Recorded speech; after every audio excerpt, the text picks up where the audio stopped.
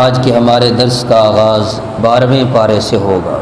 12ویں پارے کی ابتدا میں اللہ جل جلالہ نے ہر مخلوق کے رزق کی ذمہ داری کا تذکرہ فرمایا ہے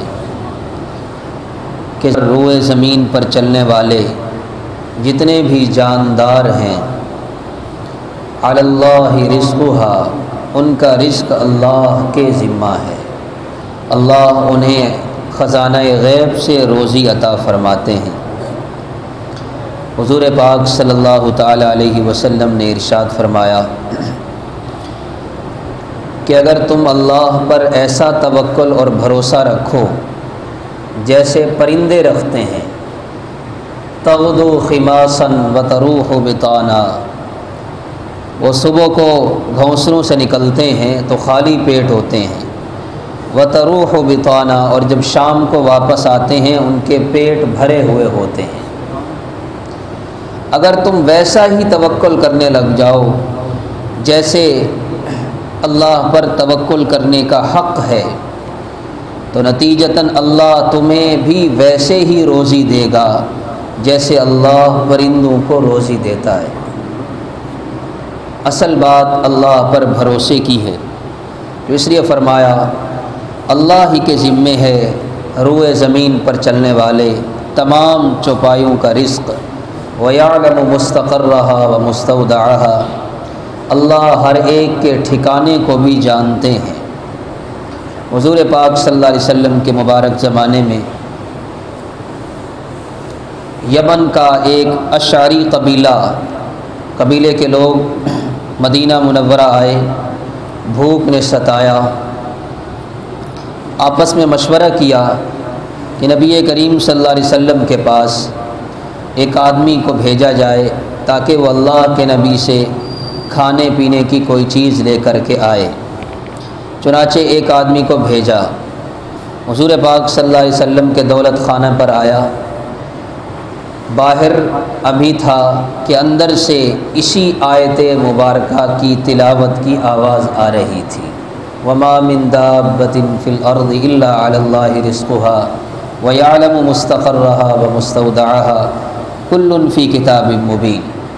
جب اس نے یہ آیت مبارکہ سنتے ہی فوراً واپس چلا گیا اور اپنے دوستوں سے جا کر کے کہا کہ ہمارے رزق کا انتظام ہو گیا، ہمارے رزق کا انتظام ہو گیا۔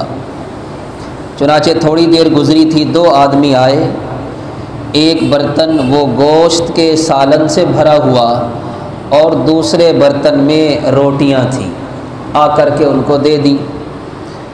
اب انہوں نے کھائیں، کھانے کے بعد دیکھا تو روٹیاں اور سالن پھر بھی بچ گیا ہے، تو انہوں نے دوسرے چند آدمیوں اپنے دوستوں کو کہا کہ یہ کھانا بچ گیا ہے، حضور پاک صلی اللہ علیہ وسلم کی طرف سے آیا تھا، لہذا جا کر کے انہیں واپس کر کے آؤ اور شکریہ بھی ادا کرو۔ تو وہ دوست گئے اور حضور پاک صلی اللہ علیہ وسلم کی خدمت میں سارا واقعہ بیان فرمایا۔ آپ نے فرمایا میں نے تو کوئی کھانا نہیں بھیجا تھا۔ پھر سارا واقعہ جب سامنے آیا تو حضور پاک صلی اللہ علیہ وسلم نے فرمایا اللہ جل جلالہ قادر مطلق ہیں، قادر مطلق ہیں۔ تمہارے بھائی نے جب یہ آیت سن کر اللہ پر بھروسہ کیا، اللہ نے خزانہ غیب سے تمہاری روزی کا انتظام فرما دیا۔ اسی آیت کے ضمن میں امام رازی رحمۃ اللہ علیہ نے اپنی تفسیر رازی میں ایک بڑا خوبصورت واقعہ نقل کیا ہے کہ ایک بار حضرت موسیٰ علیہ السلام پر وحی نازل ہونے کا وقت قریب تھا کہ حضرت موسیٰ علیہ السلام اپنے اہل و عیال کی روزی کی فکر میں تھے کہ گھر والوں کے کھانے پینے کا بندوبست کیسے کیا جائے۔ اللہ جل جلالہ نے حکم دیا کہ اے موسیٰ، سامنے جو پتھر ہے اس پر اپنا عصا مارو۔ عصا مارا، وہ پتھر دو ٹکڑے ہوا، اس میں سے ایک دوسرا پتھر نکلا۔ فرمایا اس پر بھی عصا مارو، دوبارہ مارا، وہ پتھر ٹوٹا، دو ٹکڑے ہوا، اس میں سے ایک تیسرا پتھر نکلا۔ پھر اس پر بھی عصا مارنے کا حکم دیا، عصا مارا، وہ تیسرا پتھر دو ٹکڑے ہوا اور اس میں سے فرمایا ایک کیڑا نکلا چیونٹی کی طرح، اور فی فمہ شیء یجری مجری الغذاء، اس کے منہ میں ایک سبز پتا تھا جو غذا کے طور پر وہ کھا رہا تھا۔ حضرت موسیٰ علیہ السلام سے اللہ نے فرمایا کہ میں حکم دیتا ہوں کہ آپ اس کی تسبیح سنیں، یعنی معاملہ منکشف فرما دیا۔ تو حضرت موسیٰ علیہ السلام نے سنا تو وہ 4 کلمات کی تسبیح کر رہا تھا، سبحان من یرانی ویسمع کلامی ویعرف مکانی ویذکرنی ولا ینسانی، پاک ہے وہ ذات جو مجھے اس جگہ بھی دیکھ رہی ہے، پاک ہے وہ ذات، سبحان من، پاک ہے وہ ذات، یرانی، جو مجھے 2 پتھروں اور 3 پتھروں میں بھی دیکھ رہی ہے، ویسمع کلامی، پھر صرف دیکھ ہی نہیں رہی، میرے کلام اور میری گفتگو کو بھی سن رہی ہے، ویعرف مکانی، اور اللہ میرے اس ٹھکانے کو بھی جانتے ہیں، ویذکرنی ولا ینسانی، اور وہ ذات اتنی کریم ہے کہ وہ 3 پتھروں میں موجود بھی مجھے بھلاتی نہیں ہے، بلکہ اللہ نے مجھے یاد رکھا ہوا ہے، یعنی میں اللہ کے علم میں ہوں۔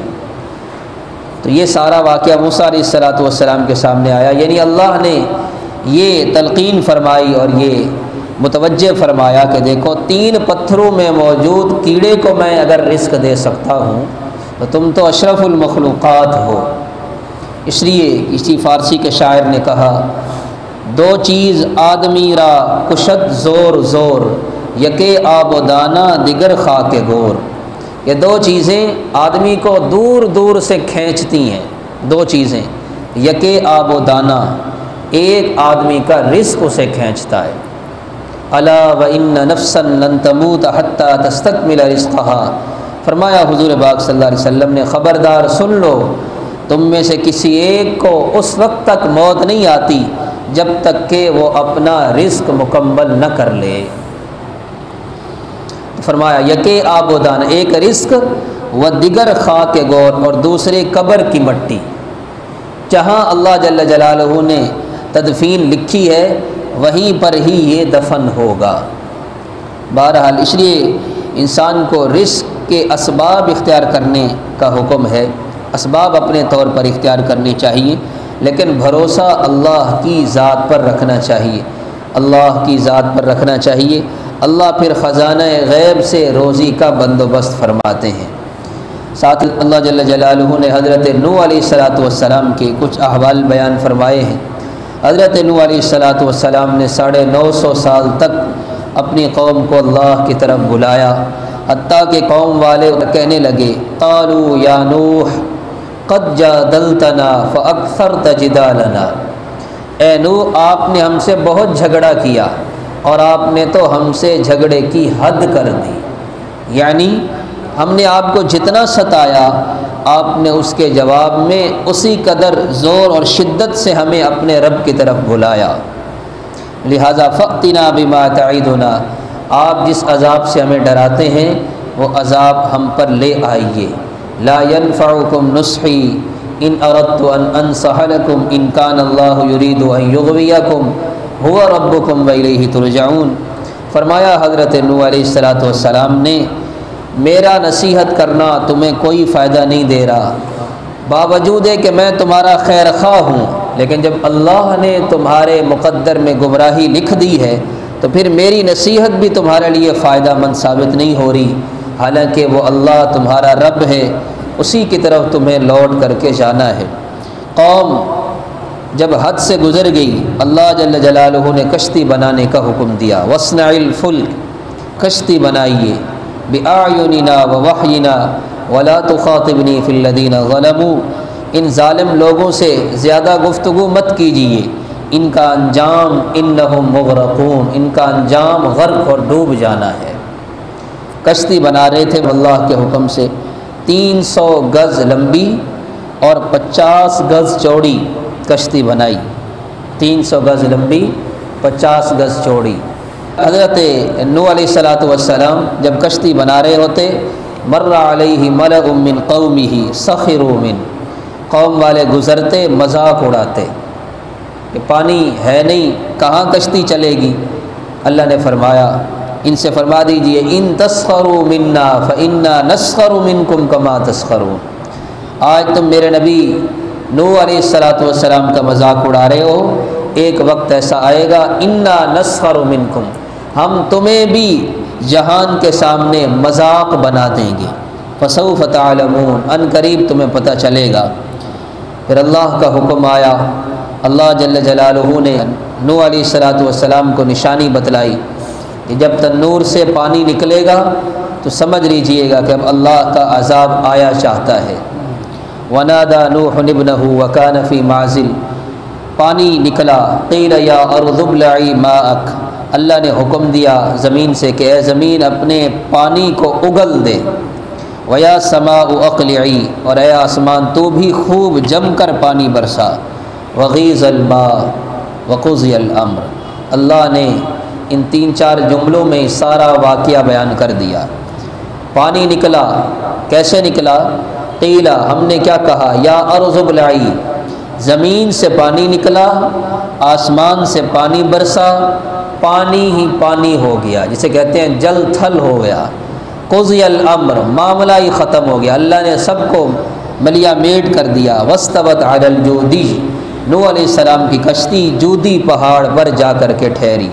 قیل بعدا للقوم الظالمین، روایات کے اندر آتا ہے 6 مہینے روئے زمین پر پانی ہی پانی تھا، 6 مہینے تک۔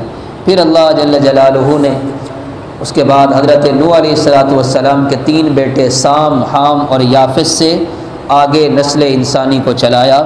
اس لیے حضرت نوح علیہ السلام کو آدم ثانی بھی کہا جاتا ہے۔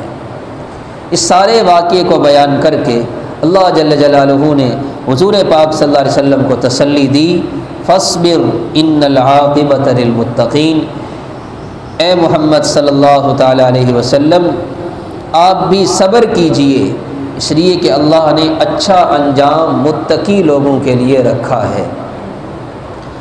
حضرت نوح علیہ السلام کو تکلیف دینے والے وہ ہمیشہ ہمیشہ کے لیے ختم ہو گئے، لیکن حضرت نوح علیہ السلام اور ان پر ایمان لانے والے، ان کا تذکرہ اللہ نے قرآن کریم میں فرمایا قیامت کی صبح تک یہ تذکرہ ہوتا رہے گا۔ ساتھ ہی قوم عاد کا تذکرہ فرمایا، حضرت ہود علیہ السلام کو بھیجا، انہوں نے بھی اپنی قوم کو اللہ کی طرف بلایا اور کہا کہ اے قوم اللہ کی مانو، اللہ کے علاوہ کسی دوسری ذات کی عبادت نہ کرو، میں تم سے اس دعوت پر کسی اجر کا مطالبہ نہیں کرتا، میں تو اپنا اجر اس ذات سے لوں گا جس ذات نے مجھے پیدا کیا ہے۔ اے قوم والو، اللہ سے استغفار کرو، توبہ کرو، اللہ تم پر آسمان و زمین کی برکتوں کے دہانے کھول دیں گے، اور اللہ کے حکم سے روگردانی مت کرو۔ حضرت صالح علیہ السلام کو قوم سمود کی طرف بھیجا، انہوں نے بھی اپنی قوم کو کہا فاستغفروا ثم توبوا الیہ، بخشش مانگو اللہ سے توبہ کرو۔ اس لیے بھائیو، استغفار اور اللہ سے توبہ کرنا بہت بڑا عمل ہے۔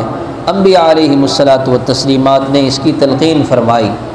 ساتھ ہی ابراہیم علیہ السلام کا بھی تذکرہ فرمایا، فرشتے بھیجے، انہیں اللہ جل جلالہ نے بیٹے کی خوشخبری دی کہ ان قریب اللہ تمہیں بیٹا عطا فرمائیں گے۔ ساتھ ہی اللہ جل جلالہ نے حضور پاک صلی اللہ علیہ وسلم کو حکم دیا، یہ سارے انبیاء علیہم الصلاۃ والتسلیمات کے واقعات بیان کر کے فرمایا فاستقم کما امرت ومن تاب معک ولا تطغوا، جیسا آپ کو حکم دیا گیا ہے ویسے ہی آپ اپنا فرض منصبی ادا کریں اور استقامت اختیار کریں۔ حضرت عبداللہ بن عباس رضی اللہ تعالی عنہما رئیس المفسرین ہیں، فرماتے ہیں کہ رسول اللہ صلی اللہ علیہ وسلم پر اس آیت مبارکہ سے سخت کوئی آیت نازل نہیں ہوئی، فاستقم کما امرت ومن تاب معک ولا تطغوا انہ بما تعملون بصیر۔ فرمایا کہ حضور پاک صلی اللہ علیہ وسلم کی آخر عمر میں داڑھی مبارک میں اور سر مبارک میں کل 19 بال مبارک سفید ہو گئے، صحابہ کرام نے عرض کیا یا رسول اللہ آپ پر بڑھاپا بڑی جلدی آ رہا ہے۔ آپ علیہ الصلاۃ والسلام نے ارشاد فرمایا مجھے سورہ ہود اور سورہ تکویر جیسی صورتوں نے بوڑھا کر دیا۔ اس لیے حضرت سفیان بن عبداللہ ثقفی رضی اللہ تعالیٰ عنہ ایک صحابی ہیں، حضور پاک صلی اللہ علیہ وسلم کی خدمت میں حاضر ہوئے، عرض کیا یا رسول اللہ مجھے کوئی نصیحت فرمائیے۔ آپ نے ان سے فرمایا قل آمنت باللہ ثم استقم، فرما دو کہہ دے کہ میں اللہ پر ایمان لایا اور پھر اس پر ڈٹ جاؤ، استقامت اختیار کرو۔ یعنی یہ نہیں کہ کبھی دل میں آیا تو عمل کر لیا اور دل نہ کیا تو عمل چھوڑ دیا، ایسا نہیں، دل چاہے یا نہ چاہے ہر حال میں اللہ کے حکم پر عمل کرنا۔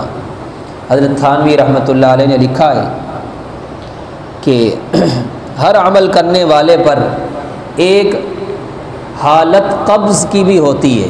قبض یعنی جسم میں گھٹن سی ہوتی ہے، دل عمل کرنے کو نہیں چاہ رہا ہوتا، ایک دن شوق سے تلاوت کی، دوسرے دن کی، تیسرے دن کی، پھر ایک دن آتا ہے کہ یعنی دل کہہ رہا ہوتا ہے کہ بھی تلاوت مجھے کرنی چاہیے، میرا روز کا معمول ہے، لیکن طبیعت نہیں چاہ رہی ہوتی، عجیب کشمکش سی ہوتی ہے، بندہ پریشان ہوتا ہے کہ اب کیا کرے۔ فرمایا یہ قبض کی کیفیت ہوتی ہے جو ہر مومن پر آتی ہے۔ فرمایا اس زمانے میں جو عمل کرے گا اسے پچھلے زمانے کی بنسبت اللہ زیادہ اجر عطا فرمائے گا۔ جب دل چاہ رہا ہے پھر تو نفس کو مشکل نہیں ہے، پھر عمل کرے گا تو اجر و ثواب پھر بھی ملتا ہے، لیکن اگر نفس نہیں چاہ رہا پھر جبر کر کے وہ عمل کرتا ہے تو اللہ تعالیٰ دگنا اجر عطا فرماتے ہیں، کیونکہ اس میں نفس کی مشقت ہے۔ جیسے سردیوں میں دل چاہ رہا ہوتا ہے کہ رات کو سوئیں تو وضو کر کے سوئیں، لیکن ساتھ نفس دل میں یہ بات ڈالتا ہے کہ سردی بہت ہے، اب کیسے وضو کریں گے، بغیر وضو کے سو جاتے ہیں، کوئی حرج نہیں۔ اب اگر کوئی آدمی اس زمانے میں اپنے اوپر جبر کر کے وضو کر کے سوئے گا، اللہ جل جلالہ دگنا اجر عطا فرماتے۔ حضرت عمر رضی اللہ تعالیٰ عنہ فرمایا کرتے تھے دین میں لومڑیوں کی چال مت چلا کرو، دین میں لومڑی کسی چال مت چلو، یعنی کبھی کر لیا کبھی چھوڑ دیا، ایسا نہیں۔ حضور پاک صلی اللہ علیہ وسلم نے ایک مختصر سے جملے میں سارا خلاصہ بیان فرما دیا۔ فرمایا احب الاعمال الی اللہ ادومها وان قل، اللہ کو تمہارے اعمال میں سب سے زیادہ محبوب عمل وہ ہے ادومها جو ہمیشہ ہو، یعنی روزانہ ہو، وان قل اگرچہ تھوڑا ہو روزانہ ہو، یہ بہتر ہے اس عمل سے جو زیادہ ہو اور کبھی کبھی ہو۔ اس لیے ساتھ ہی اللہ جل جلالہ نے ایمان والوں کے لیے بڑی تسلی کا سامان فرمایا ان الحسنات یذھبن السیئات، کہ تمہاری نیکیاں تمہاری برائیوں کو مٹا دیتی ہیں، نیکی کرنے سے برائی مٹ جاتی ہے۔ حضور پاک صلی اللہ علیہ وسلم نے فرمایا کہ جس شخص نے اچھی طرح وضو کیا، وضو کر کے مسجد میں آیا اور 2 رکعت نماز تحیۃ الوضو پڑھی، اللہ جل جلالہ اس کے پچھلے سارے صغیرہ گناہوں کو معاف فرما دیتے ہیں۔ ایک حدیث مبارکہ کے اندر ارشاد فرمایا، حضرت ابو ہریرہ رضی اللہ تعالیٰ عنہ سے روایت ہے، فرمایا کہ آپ علیہ الصلوۃ والسلام نے ارشاد فرمایا الصلوات الخمس، 5 نمازیں، جمعۃ الی الجمعہ، ایک جمعہ کی نماز سے لے کر دوسری جمعہ کی نماز، رمضان الی رمضان، رمضان کے روزے اگلے سال کے رمضان کے روزوں تک، مکفرات ما بینہن، یہ درمیانی تمام عرصے کے گناہوں کا کفارہ ہو جاتے ہیں۔ یعنی ایک نماز سے لے کر فجر کی نماز پڑھی، اب ظہر تک جتنی بھی غفلت اور سستی ہوئی، جب یہ ظہر کی نماز پڑھے گا درمیانی عرصے میں کیے ہوئے صغیرہ گناہ اور غفلت اور سستی سب اللہ معاف فرما دیں گے۔ ایسے ظہر سے عصر، عصر سے مغرب، مغرب سے عشاء، پھر ہفتہ وار ترتیب کہ ایک جمعہ پڑھا تو اگلے جمعہ تک درمیان میں جتنے بھی گناہ ہوں گے اگر دوسرا جمعہ پڑے گا تو درمیانی جو عرصے کے جتنے بھی گناہ ہیں اللہ معاف فرما دیں گے۔ پھر ایک سالانہ ترتیب ہے، رمضان سے لے کر رمضان تک، رمضان کے روزے رکھے، اب پھر سال گزرتا رہا، جب اگلا رمضان آئے گا روزے رکھے گا، درمیانی عرصے کے اللہ گناہ معاف فرما دیں گے۔ اگر گناہ ہوئے تو گناہ معاف ہوتے ہیں، نہیں تو اللہ درجات بلند فرماتے ہیں۔ اس لیے جب بھی انسان سے کوئی گناہ ہو جائے کسی بھی قسم کا، حضور پاک صلی اللہ علیہ وسلم نے ایک صحابی کو تلقین فرمائی کہ جب بھی کوئی گناہ ہو جائے فوراً اس کے بعد نیکی کر لو، تو یہ نیکی اس پچھلے گناہ کا کفارہ بن جائے گی۔ کوئی بھی گناہ ہو جائے، اگر نوافل کا وقت نہیں ہے تو کم از کم درجہ یہ ہے کہ بندہ وہ استغفار کر لے، استغفر اللہ استغفر اللہ استغفر اللہ، بس یہ پڑھے گا، اللہ جل جلالہ اس گناہ کو معاف فرما دیں گے۔ اللہ کی رحمت اپنے بندوں پر بڑی متوجہ ہوتی ہے۔ فرمایا حضور پاک صلی اللہ علیہ وسلم نے الندم توبۃ، دو الفاظ فرمائے، الندم توبہ، کہ توبہ وہ ندامت کا نام ہے۔ بس دل میں ندامت آئی کہ مجھ سے یہ گناہ ہو گیا ہے، نہیں ہونا چاہیے تھا، آئندہ نہیں کروں گا، اللہ مجھے معاف کر دے، اللہ نے معاف فرما دیا۔ بس ضرورت اسی بات کی ہے کہ ہم اللہ سے اپنے گناہوں کی معافی مانگیں۔ یہ رمضان المبارک کا مہینہ اللہ نے ہمیں عطا فرمایا ہے ماد اپنے فضل و کرم سے، تو اس لیے اس رمضان المبارک کو اپنی زندگی کی ہم تبدیلی کا ذریعہ بنائیں۔ جس کی 30 سال عمر ہے، اس کے عمر میں 30 رمضان گزرے، چلو 15 سال لاابالی پن گزر گیا، تو کم از کم 15 سال تو اس کے ہوش و حواس کے رمضان میں گزرے ہیں۔ تو ہر سال رمضان آتا ہے اور چلا جاتا ہے، پھر ہم وہی پرانی ڈگر پر چل پڑتے ہیں۔ تو اس لیے اللہ سے مانگیں اللہ اس رمضان المبارک کو ہماری زندگیوں کی تبدیلی کا ذریعہ بنا دے۔ شیطان بڑا ظالم ہے، شیطان انسان کو امید پہ لگائے رکھتا ہے، امید پہ لگائے رکھتا ہے۔ جب چھوٹا ہوتا ہے تو اس کے ذہن میں ہوتا ہے کہ نیک عمل کرنا، گناہوں سے بچنا، یہ تو بڑے آدمیوں کی ذمہ داری ہے، جب میں بڑا ہوں گا میں بھی نیک بنوں گا۔ پھر جب بڑا ہو جاتا ہے پھر وہ کہتا ہے ابھی تو بہت ساری زندگی باقی ہے، آج نہیں کل سے میں انشاءاللہ گناہوں سے توبہ کروں گا اور اچھی زندگی گزاروں گا۔ چلتے چلتے پھر سالوں گزر جاتے ہیں، انسان غور کرے تو پتہ ہی نہیں چلتا، 25-30 سال عمر کے گزر جاتے ہیں، پھر رفتہ رفتہ قبر کے دہانے کھڑا ہوتا ہے، اور پھر ایک وقت آتا ہے انسان قبر میں چلا جاتا ہے۔ اس لیے موت کو کثرت سے یاد کرنا یہ ہر بیماری کا علاج ہے۔ فرمایا اکثروا ذکر حازم اللذات الموت، حضور پاک صلی اللہ علیہ وسلم نے فرمایا موت کو، لذات کو توڑ دینے والی چیز موت کو کثرت سے یاد کرو، کثرت سے یاد کرو۔ اور ہم موت کا تذکرہ ہو تو دل گھبرانے لگتا ہے۔ اس سے پہلے بھی بارہا عرض کیا ہے، ابو حازم رحمۃ اللہ علیہ ایک تابعی ہیں، ان سے پوچھا سلیمان بن عبد الملک نے کہ ہمیں موت سے ڈر کیوں لگتا ہے، موت سے ڈر کیوں لگتا ہے؟ سلیمان بن عبد الملک گئے مدینہ منورہ، اور اس نے وہاں جا کر کے کہا کہ تم میں کوئی ایسا شخص ہے جس نے صحابہ کرام میں سے کسی کی صحبت پائی ہو؟ تو لوگوں نے کہا کہ ایک بزرگ ہیں ابو حازم رحمۃ اللہ علیہ، تابعی ہیں، ان کو بلوایا، ان سے یہ مسئلہ حل کرایا، اس لیے کہ انہوں نے صحابہ کی صحبت اٹھائی تھی اور صحابہ نے حضور پاک صلی اللہ علیہ وسلم کی صحبت اٹھائی۔ ان سے پوچھا کہ ذرا ہمیں یہ بتاؤ کہ ہمیں موت سے کیوں ڈر لگتا ہے؟ انہوں نے بہت ہی خوبصورت مثال کے ذریعے سمجھایا۔ انہوں نے فرمایا کہ دیکھو انسان کی فطرت ہے، انسان آبادی کا خواہاں ہوتا ہے، خواہش مند ہوتا ہے کہ میں آبادی میں رہوں، اور ویرانے سے انسان کو ڈر لگتا ہے، بیابان سے، ویرانے سے انسان کو ڈر لگتا ہے۔ اب وجہ یہ ہے کہ تم نے اپنی دنیا کو آباد کیا اور اپنی آخرت کو ویران کر دیا۔ اب مسئلہ یہ ہے کہ تم رہتے ہو دنیا میں، یعنی آبادی میں، جسے تم نے آباد کر لیا، اپنا جی لگا لیا دنیا سے، اب آخرت کو تم نے ویران کر دیا ہے۔ تمہیں پتہ ہے موت کے بعد تو بڑی سختی ہے، آخرت تو ہم نے بنائی نہیں، اب تمہیں آبادی یعنی دنیا سے اپنی آخرت یعنی ویرانے میں جاتے ہوئے ڈر لگتا ہے، تو اس لیے کوشش کرو کہ اپنی دنیا کی بجائے اپنی آخرت کو آباد کرو۔ صحابہ کرام نے آخرت کو آباد کیا، آخرت کو آباد کیا۔ ان کے پاس ظاہری وسائل ہمارے اس دور کے حساب سے نہ ہونے کے برابر تھے، نہ ہونے کے برابر تھے۔ اب اندازہ کریں اللہ کا کتنا بڑا کرم ہے۔ صحابہ نماز پڑھتے تھے تو پیشانی پر کنکریاں چبھتی تھیں، صحابہ نے اجازت مانگی، حضور پاک صلی اللہ علیہ وسلم نے فرمایا ہاں چلو ایک مرتبہ دوران نماز ہاتھ سے برابر کر لیا کرو تاکہ پیشانی پر وہ کنکریاں نہ چبھیں۔ اور ہم کتنی پرسکون جگہ پر نماز پڑھتے ہیں۔ صحابہ کرام کبھی کبھی گندم کی روٹی میسر آتی تھی، اور آج ہمارے ہاں تھوڑا آٹے کا بحران آیا، ہر آدمی شکوہ کنا ہے، تو صحابہ کرام فرماتے ہیں ہمیں کبھی کبھی گندم کے آٹے کی روٹی میسر آتی تھی۔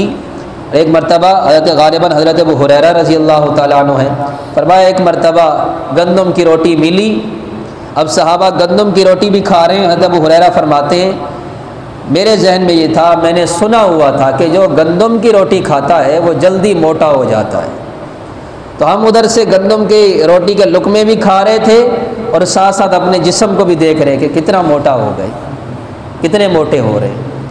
صحابہ کبھی کبھی گندم کی روٹی کھاتے تھے اور ہم روز کئی بار کھاتے ہیں پھر بھی ناشکری کرتے ہیں۔ اس لیے بھائیوں، لیکن صحابہ کرام نے آخرت کو بنایا، تو موت کا وقت آتا ہے تو صحابی کیا کہتے ہیں؟ فزت ورب الکعبہ، رب کعبہ کی قسم میں کامیاب ہو گیا۔ ہم کہہ سکتے ہیں؟ ذرا ہم اپنا محاسبہ کریں، موت کے وقت ہماری کیا کیفیت ہوگی؟ حضرت بلال رضی اللہ تعالیٰ عنہ موت کا وقت آیا، جانے لگے دنیا سے، مسکرانے لگے، بیوی بچے رو رہے ہیں، پوچھا کیوں رو رہے ہو؟ کہنے لگے جی آپ جا رہے ہیں، آپ کی جدائی میں رو رہے ہیں۔ فرمایا یہ رونے کا مقام نہیں، یہ تو خوشی کا مقام ہے۔ غدا نلقى الاحبہ محمدًا واصحابہ صلی اللہ علیہ وسلم، ہم یہ رونے کا مقام نہیں، یہ تو خوشی کا مقام ہے، میں تو نبی کریم صلی اللہ علیہ وسلم اور آپ کے صحابہ سے جا کر کے ملوں گا۔ تو یہ تو ملاقات ہے، ملاقات، موت، اس لیے فرمایا الموت جسر یوصل الحبیب الی الحبیب، موت تو وہ پل ہے جو محبوب کو محبوب سے ملا دیتا ہے۔